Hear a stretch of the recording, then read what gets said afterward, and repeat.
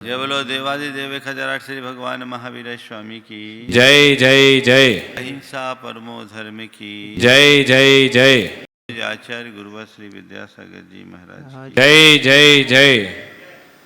बोलिए परम पूज्य शंका समाधान प्रणेता पूज्य मुनि श्री प्रमाण सागर जी महामुनिराज की जय जय जय। किसान अपने खेत में बीज छिटक रहा था। 4 साल का पोता भी उसके साथ था। पोते ने अपने दादा से कहा कि दादा, ये बीज क्यों छींट रहे हैं? ये बीज क्यों छींट रहे हैं? इसे बर्बाद क्यों कर रहे हैं? दादा ने कहा, बेटा, मैं बीज छींट नहीं रहा हूं, बीज बो रहा हूं।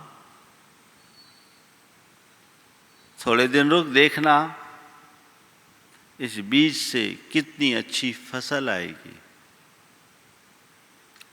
पोते ने कहा, दादा, आप तो मिट्टी में डाल करके मिट्टी में मिला रहे हो। बोला, बेटा, तुझे पता नहीं, ये बीज मिट करके ही फसल बनेंगे और एक एक बीज से हजार हजार बीज उत्पन्न होंगे। दादा, अभी तो हमें ऐसा लग रहा है जैसे बीज बर्बाद हो रहे हैं।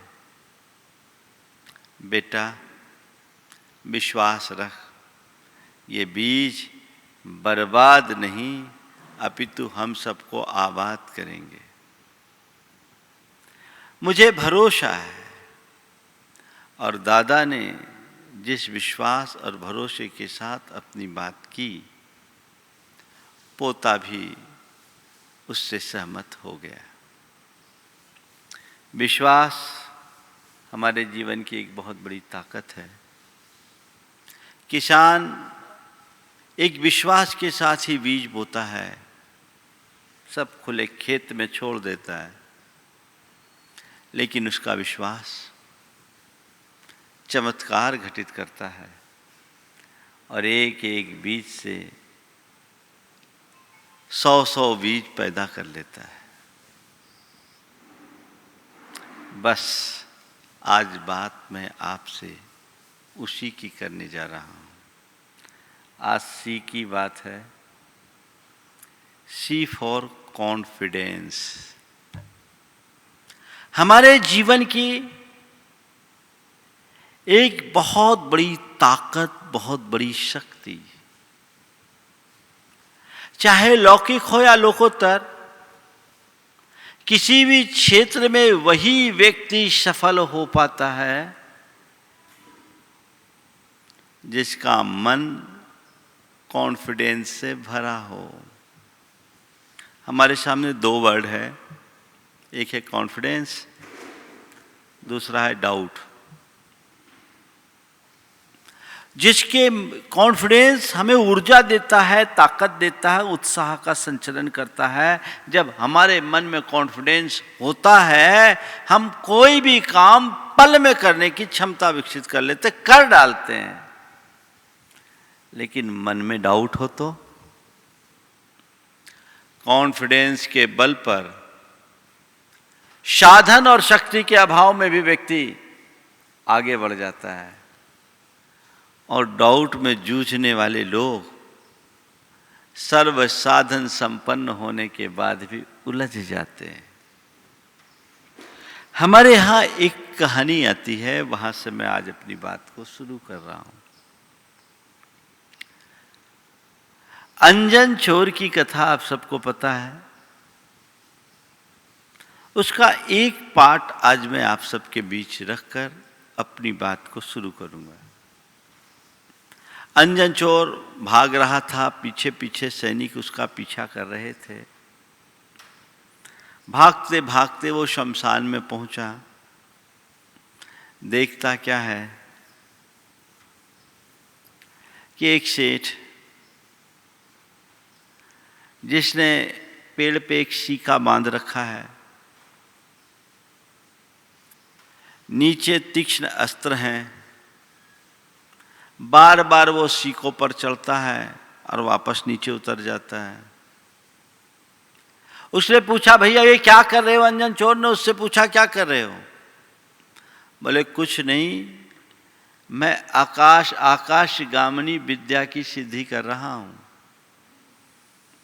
मैं आकाशगामिनी विद्या की सिद्धि कर रहा हूं। जिनदत्त सृष्टि मेरे रिश्तेदार हैं और उन्होंने मुझे बताया था कि नमोकार मंत्र की सिद्धि करके इसे तुम कर सकते हो और मुझे कुछ नहीं करना, एक बार नमोकार बोलना है, एक सीकों को काटना है। इस प्रकार ये 36 सीकें 36 बार बोलकर एक एक सीकों को मैं काटता जाऊंगा और जैसे ही 36वां सीका टूटेगा कटेगा, मैं सीधे आकाशगामिनी से युक्त हो जाऊंगा। आकाशगामिनी विद्या मेरे पास आएगी, वो मुझे झेल लेगी। पर क्या करूं, मेरे मन में बड़ी दुविधा है। मैंने सारा अनुष्ठान तो कर लिया, पर मेरे मन में दुविधा ये, कहीं कुछ हो गया तो नीचे घातक अस्त्र है, मेरा तो सर्वनाश होगा। कहीं कुछ हो गया तो फिर मेरा क्या होगा? उसने सर्व अनुष्ठान कर लिया था, सारे साधन उसके पास थे, शक्ति भी उसके पास थी, लेकिन मन की दुविधा उसे अप डाउन कर रही थी। बार बार ऊपर चढ़े नीचे उतरे, ऊपर चढ़े नीचे उतरे, ऊपर चढ़े नीचे उतरे। अंजन चोर ने पूछा कि क्या मामला है? बोले कुछ नहीं, नमोकार मंत्र पढ़ना और सीका काटना है। उसने कहा किसने दिया? जिनदत्त सृष्टि ने दिया। अच्छा, वो तो गलत बोल नहीं सकते, क्या मैं आजमा लूं? मैं ऐसा कर सकता हूं? भैया तुम ही देख लो, मेरे बस की तो नहीं है, मुझे तो डर लग रहा है, मुझे डर लग रहा है, तुम ही देख लो। उसने उसके हाथ से तलवार लिया और कहते हैं नमोकार मंत्र भी पूरा नहीं बोल पाया। हम लोग लोक में उसके विषय में कहते केवल एक ही वाक्य बोला, आणम तानम कछु न जानम सेठ बचन परमानम। और उसे तो एक एक करके 36 सीके काटने थे, एक झटके में 36 को काट दिया। आकाशगामिनी विद्या उसे प्राप्त हो गई। कहानी आगे है, मैं अब कहानी में नहीं जाऊंगा। मैं आपसे सवाल केवल इतना पूछता हूं, सेठ के भतीजे या भांजे ने, जो भी हो, सब अनुष्ठान कर लिया था, सारे साधन जोड़ लिया था, फिर भी वो सफल नहीं हो सका। क्यों? कॉन्फिडेंस का अभाव था, मन में दुविधा थी, डाउट था, कंफ्यूजन था। और अंजन चोर जिसके पास कोई साधन नहीं, उसने तो कोई मंत्रानुष्ठान भी नहीं किया था, जान बचाने की फिराक में आया था, लेकिन क्या था उसके मन में? कौन सी ताकत थी? उसके मन में कॉन्फिडेंस था। ये मंत्र है, ये मंत्र काम करेगा, इसमें कोई संशय नहीं। तो उस कॉन्फिडेंस का चमत्कार क्या हुआ? उसने अल्प साधन में, साधन क्या, अल्प साधन क्या, साधन और साधना के अभाव में भी सिद्धि पा ली। है ना ये कॉन्फिडेंस का जादू है। आकाशगामिनी विद्या मिली, सीधे वो सेठ के चरणों में गया और वो उस समय मेरू पर्वत पर था, वहां उनसे मिला। और फिर कहानी अपनी जगह है, मैं पूरी कहानी के विस्तार में नहीं जा रहा हूं, क्योंकि आज का प्रतिपाद्य दूसरा है। केवल 4 बातें आज आप सबसे करूंगा। कॉन्फिडेंस क्या है, कॉन्फिडेंस क्यों है और कॉन्फिडेंस ना होने का परिणाम क्या है, कॉन्फिडेंस को कैसे बूस्ट किया जाए, कैसे इम्प्रूव किया जाए, इसकी आज बहुत जरूरत है। लौकिक क्षेत्र या लोकोत्तर क्षेत्र है, बिना कॉन्फिडेंस के आप आगे बढ़ ही नहीं सकते। विश्वास चाहिए, भरोसा चाहिए, बिना उसके कुछ नहीं होता। मुझसे लोग बोलते हैं, महाराज आप मंच पर आते हैं, आपके पास न कागज होता है न पन्ना होता है, कुछ नहीं होता, और आप बैठते हैं शंका समाधान के टाइम में बैठते, चलो प्रवचन में तो हम मान ले कि पहले से कुछ तैयारी करके आते होंगे, लेकिन यहां तो सामने वाला क्या पूछेगा, उसके मन में क्या, ये कोई पता नहीं। आपके अंदर ऐसा क्या है जो आप सबका उत्तर दे देते हैं, है ना। कई बार ये सवाल आया, आपके मन में भी सवाल होगा तो उत्तर भी दे देता हूं। मेरे अंदर ऐसा कुछ नहीं है, मेरे अंदर ऐसा कुछ नहीं है, ना मेरे पास उतना ज्ञान है, ना मेरे अंदर ऐसी समझ है। फिर क्या है, बस मेरे अंदर कॉन्फिडेंस है कि मैं तुम्हारे इस प्रश्न का उत्तर दे सकता हूं, और मेरे मन में इसी कॉन्फिडेंस के साथ एक भावना आती है कि मुझे उत्तर देना चाहिए, मैं उत्तर दे देता हूं। आके बैठता हूं, रूटीन की भांति बैठता हूं, मुझे बोलना है तो मैं बोल सकता हूं। तो ये कॉन्फिडेंस ही तो मुझे आगे बढ़ाएगा। मैं आपको अपनी बात एक बताता हूं। जब हम संघ में थे, ब्रह्मचारी थे, संघ में आए, मार्च में आए, अगस्त में पर्यूषण था। कितने महीने होते हैं, 5 महीना। आता जाता तो कुछ था नहीं, बस पढ़े ही थे, तत्वार सूत तक का अध्ययन हो चुका था।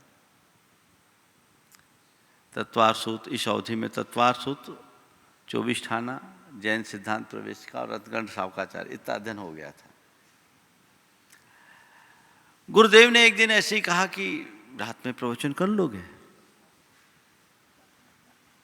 रात में प्रवचन होता था, मड़िया जी की बात है। जी आपकी आज्ञा, प्रयास करेंगे। हमारे साथ एक ब्रह्मचारी और थे, वो हमसे सीनियर थे। बोले तुम लोग दोनों आधा आधा घंटा कर लो। तो उन जो मेरे साथी ब्रह्मचारी थे, उनने कहा मेरे पास 1 घंटे का विषय है। हमने कहा भैया मेरे पास तो अभी तक कोई विषय ही नहीं, मैंने कभी सोचा ही नहीं कि मुझे करना है। तो एक काम करना, 40 मिनट आप बोलना, 20 मिनट मैं बोलूँगा। ठीक है। उनने कहा पहले मैं बोलूँगा। बोला आप बोल लेना, अच्छा है। उसके बाद 20 मिनट में बोलूँगा। अब वो भाई साहब वो भी पहली बार बोल रहे थे। वो बोलना शुरू किए और 2 मिनट में फेल हो गए। 2 मिनट में क्या बोलना क्या नहीं बोलना सब विषय भूल गए। अब उसके बाद मेरा नंबर आया, माइक लगा है, आचार्य महाराज भी इसे सुन रहे हैं, पूरा संघ सुन रहा है, सारे त्यागी व्रती हैं और हजारों लोग हैं। अब उनके प्रवचन शुरू करते ही बंद होने से थोड़ी जनता में भी शोर होना शुरू हो गया। मेरे ऊपर थोड़ा सा प्रेशर पड़ा कि 1 घंटे का समय है और 20 मिनट की तैयारी है। लेकिन मैंने कहा ठीक है, जो है सो है।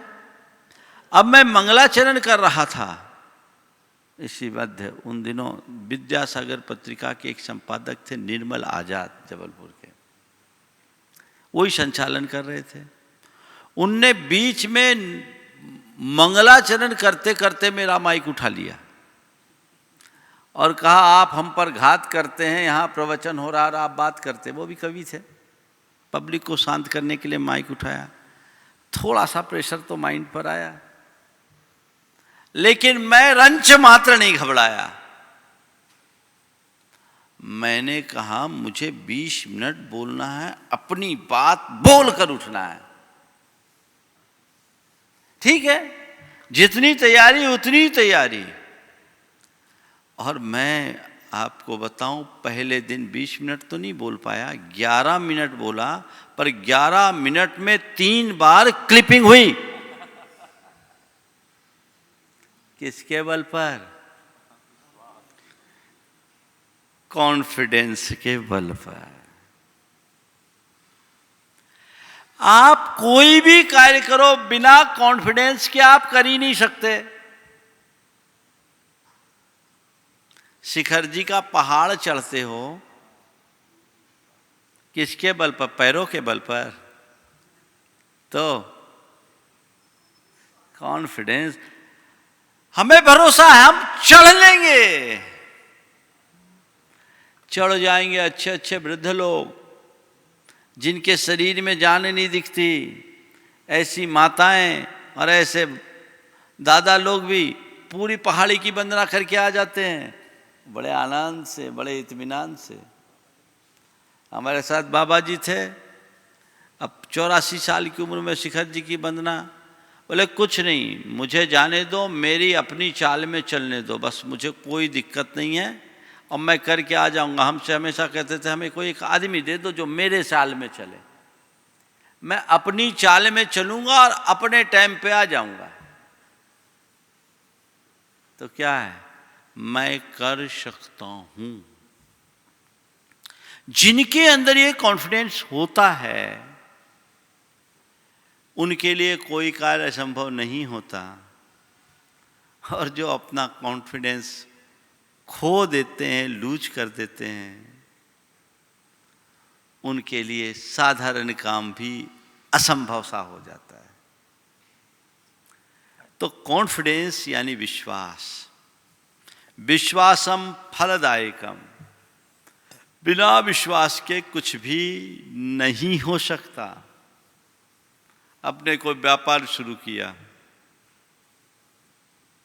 अब व्यापार करते ही समय शुरू से दिमाग में कीड़ा बैठ गया, अरे सफल होंगे कि नहीं, सफल होंगे कि नहीं, दुकान चलेगी कि नहीं, दुकान चलेगी कि नहीं। तो ये बताओ, दुकान चलेगी?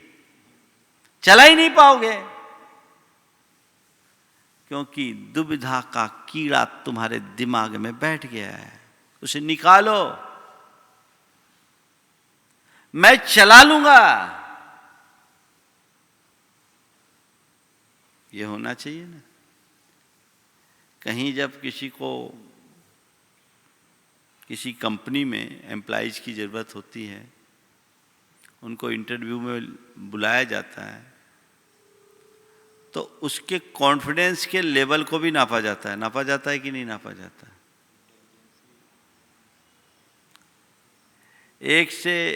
एक इंटरव्यू हुआ, ब्रिटेनिया कंपनी का इंटरव्यू था। मार्केटिंग के लिए एक आदमी की ज़रूरत थी। एक एमबीए पास युवक को बुलाया। एमबीए वाले से उस बच्चे से, एमबीए वाले उस प्रतिभागी से पूछा, बिस्किट बेचोगे? बिस्किट बेच लोगे? कंपनी बेच देंगे। बिस्किट क्या है? This is confidence. तुरंत सिलेक्शन। बोला अब तुमसे बात की बात नहीं करना। बिस्किट बेचने की बात करें, हम कंपनी बेचने में सक्षम हैं। ये कॉन्फिडेंस अंदर से आना चाहिए। कुछ लोग के अंदर स्वाभाविक विश्वास होता है, आत्मविश्वास होता है, और कुछ लोग ऐसे होते हैं जिनके अंदर रंच मात्र भी विश्वास नहीं होता, कॉन्फिडेंस नहीं होता, आत्मविश्वास नहीं होता। कईयों क्या अति आत्मविश्वास होता, अति विश्वास। ये भी गड़बड़ है। कॉन्फिडेंस होना ठीक है, ओवर कॉन्फिडेंस ठीक नहीं। कॉन्फिडेंस का अभाव भी ठीक नहीं, ओवर कॉन्फिडेंस भी ठीक नहीं, लेकिन बिना कॉन्फिडेंस के जीवन की गति नहीं है। मुझसे एक बार किसी ने पूछा, महाराज आप मुनि कैसे बन गए? आपको मुनि बनते समय डर नहीं लगा? मुनि बनते समय आपको डर नहीं लगा कि मुनि बनेंगे, कैसे चलेंगे, एक बार भोजन करना है, सर्दी गर्मी बरसात में ऐसी निरावरण रहना है, नंगे पांव चलना है, केस रोज करना है, उसमें भी अनेक प्रकार के अंतराय, उपवास आदि की बाधाओं को सहना है। आपने मुनि बनने का निर्णय लिया, कैसे ले लिया, आप कैसे मुनि बन गए? मैंने कहा बस मुझे इतना भरोसा था कि मैं मुनि बनूंगा तो मुनित्व को अपने जीवन में घटित कर सकूंगा, मुझे कोई दिक्कत नहीं, मैं ये कर सकता हूं, मैं ये कर सकता हूं। मेरे अंदर एक कॉन्फिडेंस था और कॉन्फिडेंस के साथ साथ मेरे अंदर एक दृढ़ धारणा थी, मैंने ठान लिया था कि मुझे मुनि बनना ही है। और जब मनुष्य किसी बात को ठान लेता है ना, तो उसके अंदर का विश्वास अपने आप प्रकट हो जाता है। संकल्प से सिद्धि होती है, समझ गए? बिना संकल्प के सिद्धि नहीं होगी। तो ये मेरा कॉन्फिडेंस मुझे यहां तक ले आया। आपको भी मैं कहता हूं, कुछ भी काम करो कॉन्फिडेंटली करो। कई लोग होते हैं जिनका मन बड़ा साहसी भी होता है और कॉन्फिडेंस से व्यक्ति के अंदर साहस आता है और साहस कॉन्फिडेंस को और बढ़ाता है। कई लोग होते हैं जो बड़े डरपोक होते हैं, तो उस डर के कारण उनके मन में नकारात्मकता आ जाती है, वो कुछ कर ही नहीं पाते। मेरे साथ का एक साथी था, वो आज तक साइकिल चलाना भी नहीं सीख पाया, उम्र हो गई था लेकिन आज तक कभी साइकिल चलाना नहीं सीख पाया। कुछ हो ना जाए, कुछ हो ना जाए, कुछ हो ना जाए, और मैं उसके सामने मोटरसाइकिल चलाता था। आज भी बहुत सारे ऐसे लोग हैं जिनका कॉन्फिडेंस वीक होता है, वो कुछ नहीं कर पाते, और जिनका कॉन्फिडेंस स्ट्रांग होता है वो सब कुछ कर पाते हैं। पढ़ाई करना है, कॉन्फिडेंस जरूरी है। किसी एग्जामिनेशन में बैठना है, कॉन्फिडेंस जरूरी है। किसी प्रतियोगिता में भाग लेना है, कॉन्फिडेंस जरूरी है। व्यापार करना है तो कॉन्फिडेंस जरूरी है। गाड़ी चलाना है, कॉन्फिडेंस जरूरी है। किसी से बात करना है तो कॉन्फिडेंस जरूरी है। जब कोई व्यक्ति आत्मविश्वास से लवरेज होकर कोई बात करता है तो उसकी एक अलग छाप पड़ती है, और कोई दबी दबी जबान से कोई बात कहता है तो उस पर कोई भरोसा ही नहीं करता। होता है क्या? अगर तुम्हारे मन में सही कॉन्फिडेंस होगा तभी तुम अपने भावों को सही अभिव्यक्ति दे पाओगे। यदि कॉन्फिडेंस नहीं तो कुछ भी नहीं कर पाओगे। तो लौकिक या लोकोत्तर दोनों क्षेत्रों में कॉन्फिडेंस चाहिए, नहीं तो डर है, दुविधा है, संशय है। संशय के विषय में कहते हैं संशयात्मा विनश्यति। जो संशय से भरा है उसका विनाश पक्का है, समझ गए? तो इससे अपने मन को बाहर निकालना है। तो कॉन्फिडेंस क्या, कॉन्फिडेंस क्यों? आगे बढ़ने के लिए जीवन में कॉन्फिडेंस चाहिए। देखिए, कॉन्फिडेंस जग जाने का प्रभाव क्या होता है। एक युवक मेरे पास आया, जीवन में अनेक बार विफलताओं से वो घिरा था। कई बड़े नुकसान उसे हुए, व्यापार में नुकसान हुए, अंदर से वो टूट सा गया था। अब उस टूटे हुए मन के साथ मेरे पास आया, साथ में उसके पिताजी भी थे। पिताजी ने कहा, महाराज इसका मनोबल एकदम टूट गया है, मुझे डर है कि ये डिप्रेशन में न चला जाए। महाराज आप इसे कुछ मार्गदर्शन दे। और अभी कॉन्ट्रैक्ट कंस्ट्रक्शन का काम था, बोला एक टेंडर महाराज जी अभी हमने दिया है, इसको ये भी लग रहा है कि ये टेंडर शायद पास नहीं होगा, हम अब कुछ कर नहीं पाएंगे। इसके मन में एक बात घर कर गई है कि हमारे भाग्य में सक्सेस है ही नहीं, हम सक्सेस हो ही नहीं पाएंगे। महाराज जी आप कुछ मोटिवेट करो, मुझे नुकसान का उतना डर नहीं है जितना कि इसके मन के टूटने का है। मैंने पूरी बात को सुना, सुनने के बाद उसको थोड़ा मोटिवेट किया और उससे कहा कि एक काम करो, तुम नमोकार मंत्र जपना शुरू करो और तुम चिंता मत करो, तुम्हारा सब अच्छा होगा, तुम्हें चिंता करने की जरूरत नहीं है, तुम्हारा सब अच्छा होगा, हमारा आशीर्वाद है। जैसे ही मेरे मुंह से निकला कि चिंता मत करो, तुम्हारा सब अच्छा होगा, मेरा आशीर्वाद है, चेहरे पर एक मुस्कुराहट आई। संयोग से उसका टेंडर भी उसके लिए पास हो गया। अब उसको लगा कि महाराज के आशीर्वाद से हमारा टेंडर पास हो गया, महाराज के आशीर्वाद से हमारा टेंडर पास हो गया। अब तो उसमें जान आ गई, अब वो नियमित मेरे पास आने लगा, उसको मोटिवेशन मिलने लगा और उसका अंदर से स्ट्रांग हो गया। उस काम में उसको अच्छी सफलता मिली और निरंतर आगे बढ़ गया। वो हमेशा कहता महाराज आपके प्रताप से हमें सब कुछ हो गया, आपने ये करा दिया।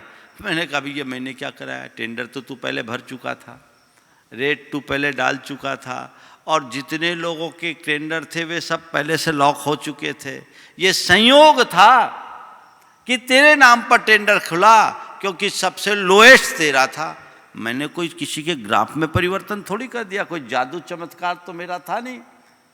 तुम मेरे पास आए, टेंडर हो चुकने के बाद आए, सबका टेंडर हो चुका था, मैंने कुछ नहीं किया,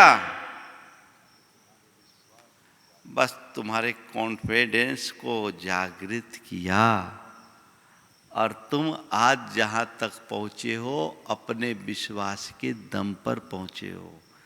कदाचित ऐसा नहीं होता, तुम्हारे नाम पर टेंडर खुल भी जाता तो हो सकता है तुम अपने अंदर के अवसाद के कारण अपने काम में सफल नहीं हो पाते।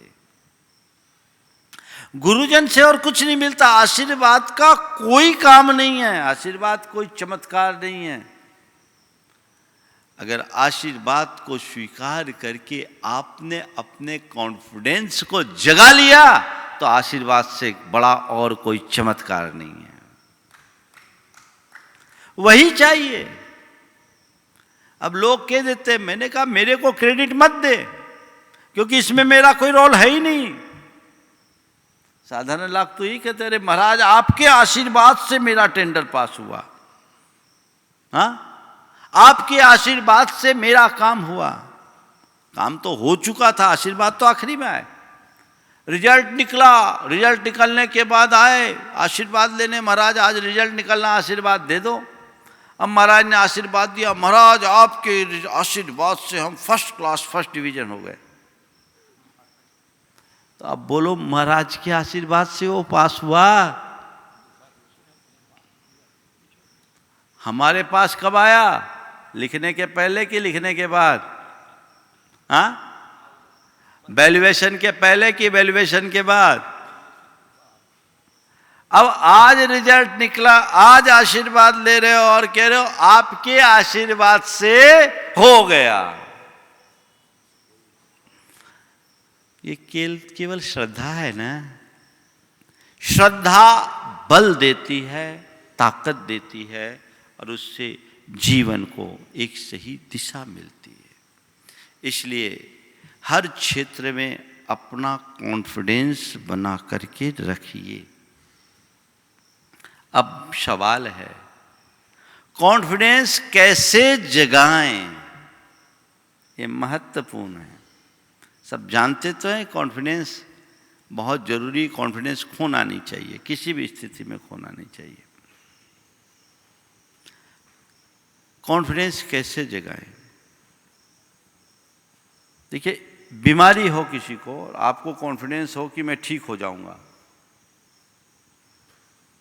तो आप ठीक हो जाओगे। बड़ी बीमारी भी हो और आपके मन में कॉन्फिडेंस है कि मैं ठीक हो जाऊंगा। अभी एक सज्जन 82 साल के कोरोना से ग्रसित हुए, हार्ट के पेशेंट थे, लेकिन उनके मन में कॉन्फिडेंस था कि मैं ठीक हो जाऊंगा। अपने गुनायतन के महामंत्री कन्हैयालाल जी से थी। वो जब उनको कोरोना हुआ, पॉजिटिव आए, मेरे पास खबर आई, थोड़ी घबराहट थी। मैंने कहा घबराओ नहीं, तुम ठीक हो जाओगे, तुम्हें कहीं नहीं जाना, अभी तुम्हें गुनायतन की प्रतिष्ठा करानी, तुम ठीक हो जाओगे। हाँ, महाराज ने कह दिया हम ठीक हो जाएंगे। मन में विश्वास जगा, मैं ठीक हो जाऊंगा, मैं ठीक हो जाऊंगा। और वो व्यक्ति 8 दिन में नेगेटिव होके घर पहुंच गया। किसके बल पर? कॉन्फिडेंस के बल पर। तो कहने का तात्पर्य ये कि ये इसका चमत्कार है, उसे स्वीकार करो, अपने अंदर उसे जागृत करे। कॉन्फिडेंस को बिल्टअप करने के लिए 4 बातें आपसे कहूंगा। सबसे पहली बात, सकारात्मक सोचे। अपनी सोच में सकारात्मकता रखो। कुछ भी सोचो, सकारात्मक सोचो और सकारात्मकता से ही कार्य करो। किसी भी मैटर पर नेगेटिव मत सोचिए। पॉजिटिव थिंकिंग बहुत बड़ी ताकत है हमारे कॉन्फिडेंस को बूस्ट करने में। अरे भाई, हमने काम शुरू किया, हो पाएगा कि नहीं? क्यों नहीं होगा? जरूर होगा,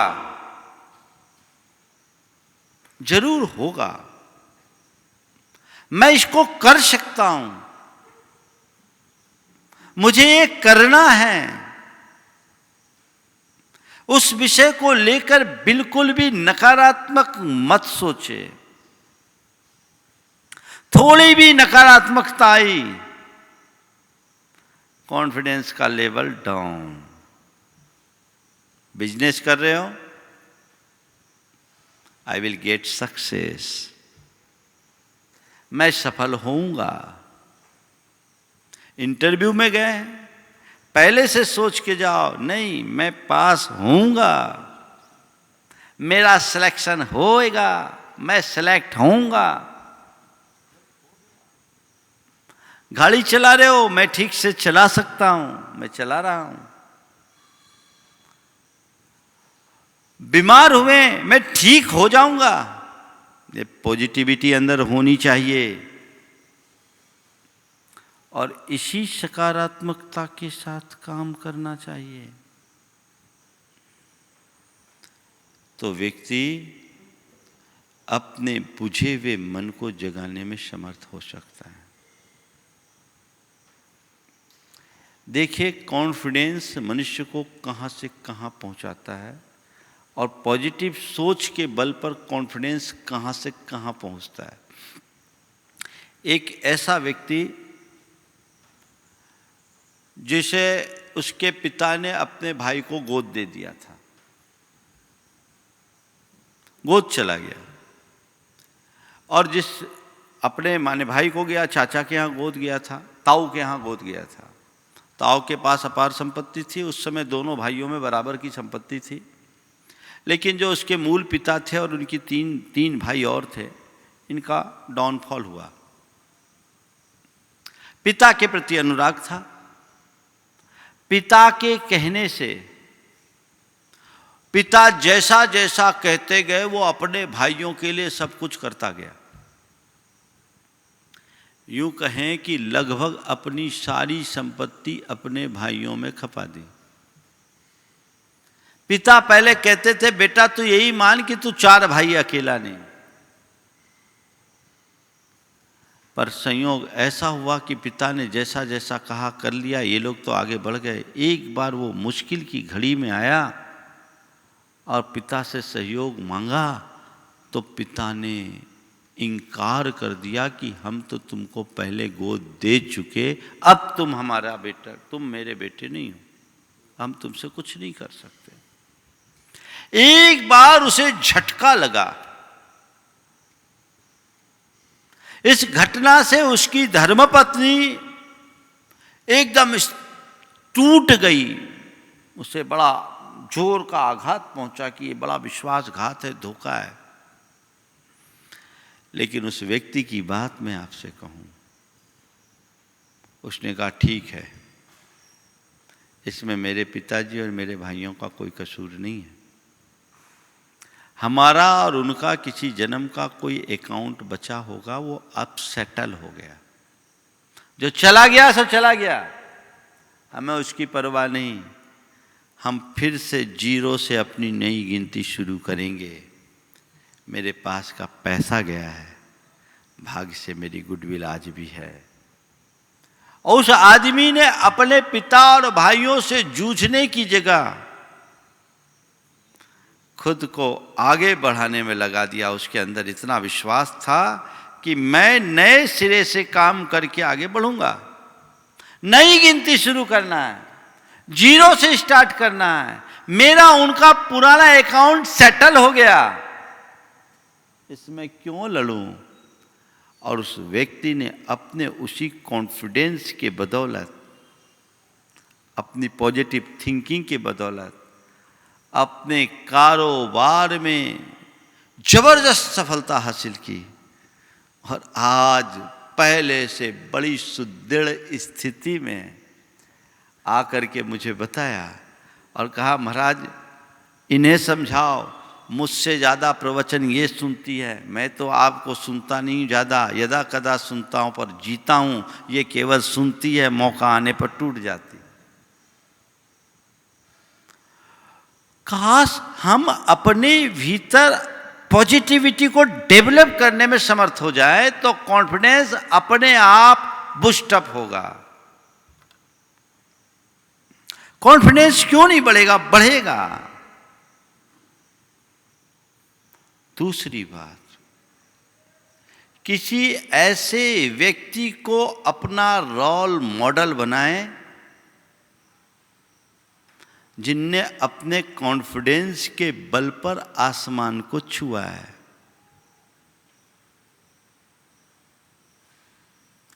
उनके बारे में पढ़े, उनको सुने, उनको फॉलो करें।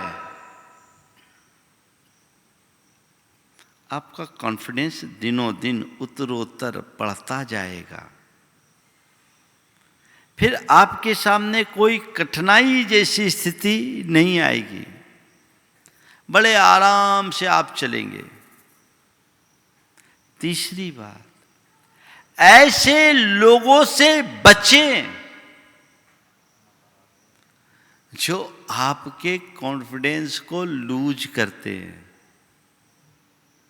बहुत सारे लोग होते हैं, हमारे अंदर कॉन्फिडेंस होता है पर ऐसे कारक आ जाए ना तो गड़बड़। शिखर जी की वंदना कर रहा था, एक युवक मुझसे पहले आशीर्वाद लेकर के गया था कि महाराज जी पूरी वंदना मुझे पैदल करना, आप तो आशीर्वाद दो, मैं पैदल करूँगा। हम बोले ठीक है भैया, जा, पूरा आशीर्वाद है, पैदल करके आना। अब वो चढ़ा, शीतल नाला पार नहीं किया और मुझे वो बाद में चोपड़ा कुंड में मिला तो पता लगा डोली से आया। डोली में, वहाँ तो कुछ नहीं बोला मैंने, डोली से पूरी वंदना हो गई। बाद में आया नीचे, हम बोले क्या बात है भाई, तुम तो कह रहे तो पैदल वंदना करूंगा, तुम डोली से आ गए। बोले महाराज मैं पैदल ही चल रहा था, एक डोली वाला मेरे पीछे लग गया।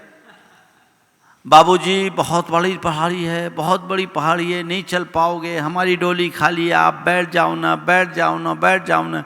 महाराज वो शीतल नाला से मेरे पीछे लगा, 15-20 मिनट तक मेरे पीछे पीछे लगा ही रहा और मुझे डिस्करेज करता रहा, मेरे कॉन्फिडेंस को वीक करते रहा। बाबूजी बैठ जाओ ना, बाबूजी बैठ जाओ ना, बाबूजी बैठ जाओ ना।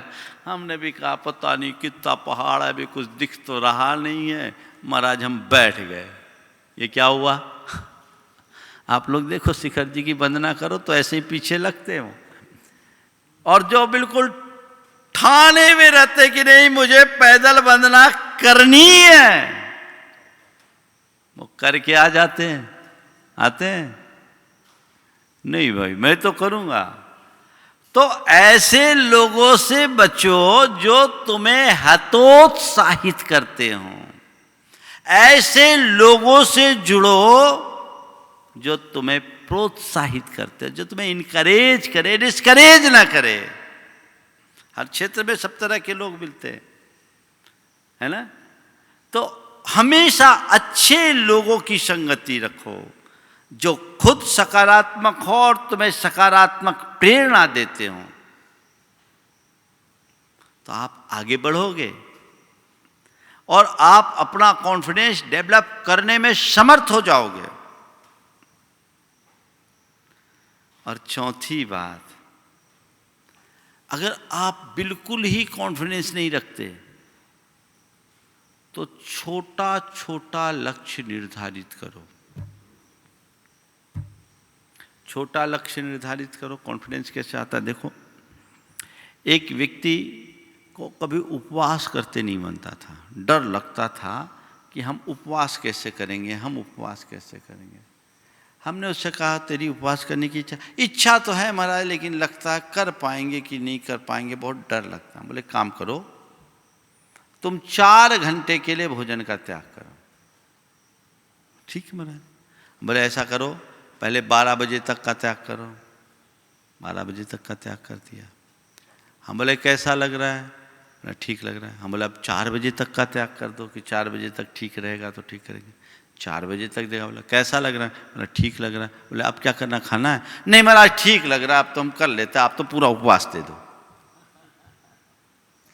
तो क्या हुआ? 12 बजे से 4 बजे तक आया तो उपवास हो गया, और सीधे 24 घंटा का कहते तो पहाड़ चढ़ना मुश्किल होता है। अरे बाबा हम कैसे करेंगे? तो थोड़ा थोड़ा थोड़ा करो। छोटे छोटे लक्ष्य को निर्धारित करो, ठान लो उसको पूरा करने के लिए, और जब तुम छोटा लक्ष्य पूरा करोगे तो फिर बड़ा लक्ष्य अपने आप पूर्ण होने लगेगा। धीरे धीरे उस क्षेत्र में तुम सफलीभूत होने लगोगे। प्रयास करना चाहिए। एक साथ ज़्यादा चीज़ें इकट्ठी कर लेना भारी होती है। थोड़ा थोड़ा छोटा छोटा लक्ष्य रख करके आप आगे बढ़ने की कोशिश कीजिए। देखिए जीवन में कैसी सफलता होती है। जीवन में आप आगे बढ़ोगे तो ये कुछ ऐसी बातें हैं जो हमारे कॉन्फिडेंस को बूस्टअप करने में सहायक हैं। बहुत सारे लोग बहुत तरह की बातें बताते हैं, पर मैंने ये आपको अनुभव प्रसूत बात बताई है। आपके अंदर ये बातें आ जाए, आप पॉजिटिविटी से अपने आप को भर करके रखें। और जो लोग ऐसे व्यक्ति को अपने जीवन का आदर्श बनाएं जो खुद पॉजिटिविटी से भरे हैं, जिनके अंदर कॉन्फिडेंस हो और अपने कॉन्फिडेंस के बलबूते अपने जीवन को नई ऊंचाई दिए। तीसरी बात, ऐसे लोगों से दूरी बनाकर रखें जो आपको डिस्करेज करते हों, जो हतोत्साहित करते हों, जिनके कारण कॉन्फिडेंस वीक होता हो। आजकल ऐसे ही लोग ज़्यादा हैं, नीचे लाने वाले लोग ज़्यादा हैं हर क्षेत्र में। अरे नियम ले लिया, बच्चे ने नियम लिया रात्रि भोजन का त्याग, माँ कह रही बेटा नियम ले लिया पलेगा नहीं। धन्य है वो माँ, उसकी हितकारिणी की शत्रु। बोलो बेटा नियम ले लिया पलेगा नहीं, तू तो खा ले, मैं महाराज से बात कर लूंगी। ऐसी भी होती माताएं। अरे तुम तो बैरी बन गए। तुम्हें कहना चाहिए बेटा बहुत अच्छा तूने नियम लिया है, कोई चिंता मत कर, नियम अच्छे से निभेगा, तू निभा सकता है, मुझे तुम पर प्राउड है। कितना अंतर आ गया। हाँ, एक बार ऐसा हुआ कि एक बच्चे ने नियम लिया, अपनी इच्छा से लिया, मैं तो ऐसे नियम किसी को देता नहीं। अब घर गया, अपनी मम्मी को बताया, तो उसकी मम्मी कहने लगी, बेटा ये नियम है और नियम तेरा पलेगा नहीं, तू तो जा महाराज जी से कह दे। तो बेटा आता है मेरे पास और देखो बेटा क्या कहता है, अपनी माँ को शिकायत करता है, माँ की शिकायत करता है। बोले महाराज जी मैंने नियम लिया तो मेरी मम्मी कह रही तूने ये नियम गलत ले लिया, तेरा नियम नहीं निभेगा, तू जा माता महाराज जी को नियम वापस कर दे। महाराज क्या नियम भी वापस किया जाता है? मेरी मम्मी ऐसा क्यों कह रही है? क्या हो गया? सकारात्मक प्रेरणा मिलनी चाहिए। छोटे छोटे लक्ष्य निर्धारित करिए, बड़े लक्ष्यों की अपने आप उपलब्धि होगी। तो ये कॉन्फिडेंस के विषय में है।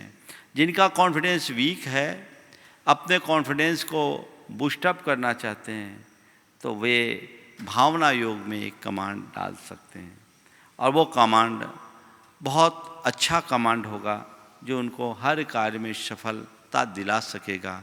तो कोई भी काम है तो आप हमेशा अपने मन में एक बात रखो, मैं अपना काम कर सकता हूँ, मैं अपना काम कर सकता हूँ।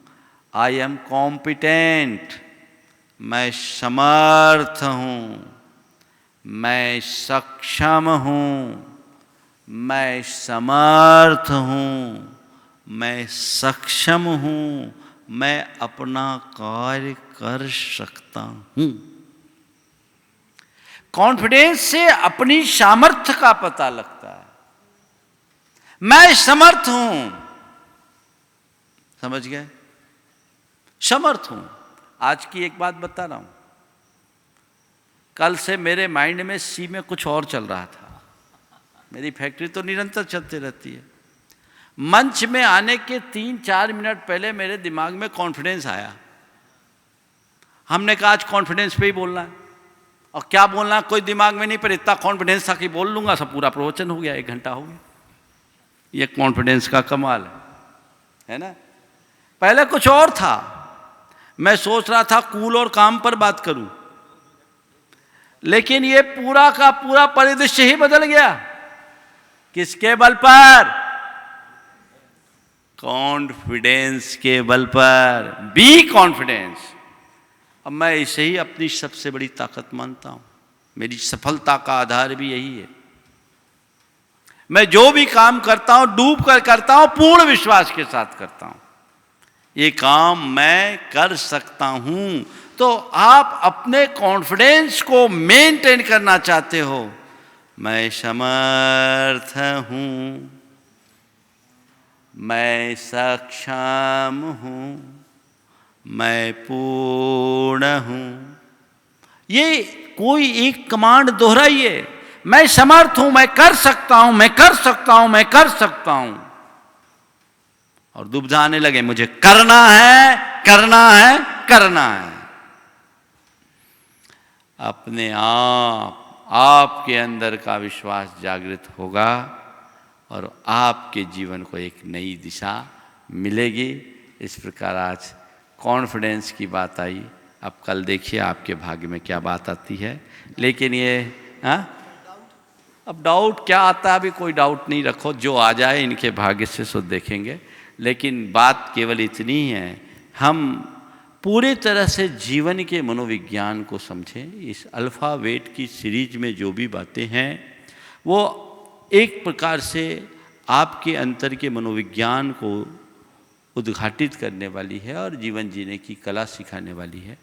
आप सब इसे गहराई से सुने और उसी अनुरूप लोगों को लाभ मिल सके, प्रेरणा दे। खासकर समाज के युवा वर्ग को इससे आप जोड़ने की कोशिश करें। आप तो सुनते ही हैं, लेकिन ये मार्गदर्शन उन सब लोगों को ज़रूरी है जो अपने जीवन में आगे बढ़ना चाहते हैं। इसे आप केवल एक धर्म की भावना से नहीं, एक मोटिवेशनल स्पीच की भावना से भी सुनते हैं तो आपके जीवन में एक बहुत बड़ा परिवर्तन घटित हो सकता है।